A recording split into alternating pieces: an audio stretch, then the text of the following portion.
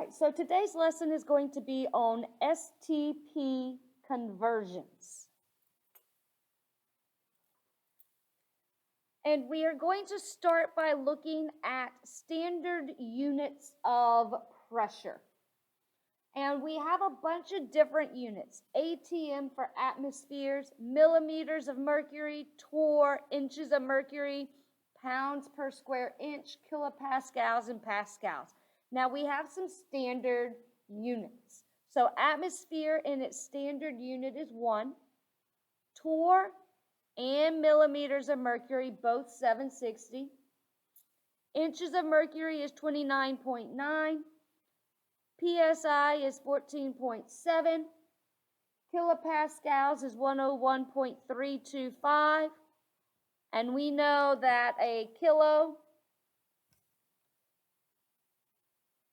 is a 10 to the third. So if we were to take the kilo out and convert it into the base unit of pascals, 101.325. Now, this is important because we can go from any unit of pressure to another unit of pressure. And ultimately, depending on what we measure, depends on what unit we're in. For examples, when you put air in the tire of your car or in the tire of your bicycle, you measure that in PSI, pounds per square inch. All right, we might measure the atmospheric pressure in inches of mercury or atmospheres. Other countries would measure it in millimeters of mercury or atmospheres. So we could kind of go between the different units using these standards. These values are values you need to memorize. They will not be provided for you. So let's do some examples. 78.54 torr. If torr is on top, I put it on bottom, and I can go direct to kilopascals because each one of these is a standard value. So we can go between any of them. All right, torr is 760, and kilopascals is 101.325. So when I solve, I find that I have 10.47 kilopascals. Torr is on top and bottom. kPa is what I am left with. All right, 15.2 inches of mercury. If inches of mercury is on top, it goes on bottom, and I can go direct to millimeters of mercury, where 760 millimeters of mercury is 29.9 inches of mercury. So that's going to give me a value of 386 millimeters of mercury. Again, keeping in mind significant figures. 3 sig fig, so I got 3 here. This example had 4, so I had 4 in my final answer. All right, 965 kPa. So I'm going to put kPa on the bottom. I can go to atmosphere, where kPa is 101.325. And atmosphere is 1. So when I solve, I end up with 9.52 atmospheres. Now it's going to be important here that we know how to convert, because depending on what we are looking for and what we are given, we may have to do some conversions. All right, on the bottom half of your worksheet for STP conversions, you are going to have temperature. The standard temperature is going to be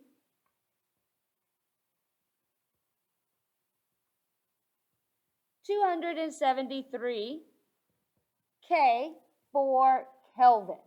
So a standard temperature is 273 Kelvin.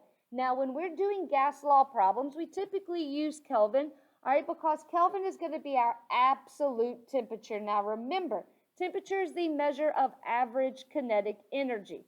So as temperature goes down, so does kinetic energy. At some point, a molecule stops moving, has no more kinetic energy. Therefore, our temperature can no longer get any lower. And so that's what our standard temperature of Kelvin does.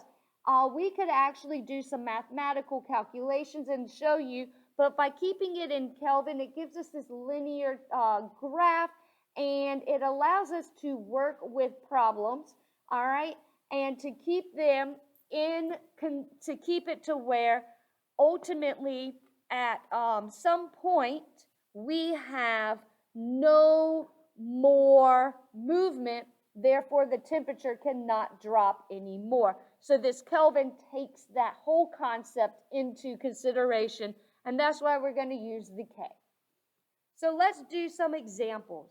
Your first example asks you to take 25 degrees Celsius and put it into Kelvin. So we are going to take our degrees Celsius. My standard Kelvin is 273. So when we go from Celsius to Kelvin, we add 273. So 25 plus 273 is 298. Number 2, if you were to measure the temperature in a lab to be 89.4 degrees Celsius, what is that in Kelvin? Again, anytime we go from degrees Celsius to Kelvin, we are adding 273. So when we add 273, we get a value of 362.4 K. Now notice, this is not a degrees K. Do not write degree K. That is not a thing. You will lose all points. It is degrees Celsius, but it is just a Kelvin. So be careful. All right, negative 50 degrees Celsius. So again, when we go from degrees Celsius to Kelvin, we are adding 273. So a negative 50 plus 273 is 223 Kelvin. Now, if we are in degrees Celsius and we're going to Kelvin, we add 273. So if I have Kelvin, what would I do to put it into degrees Celsius? I would have to do the opposite. So 373 minus 273. So when we're going from Kelvin to degrees Celsius, we subtract out, and that gives us a value of 100 degrees Celsius. All right, question number 5 gives us 300 Kelvin. So again, if I want to take it out of Kelvin, I subtract 273. So that gives me 27 degrees Celsius. All right, our final practice problem, 243 Kelvin. So once again, when we are going from Kelvin to degrees Celsius, that is a subtraction. So 243 minus 273 is a negative 30 degrees Celsius.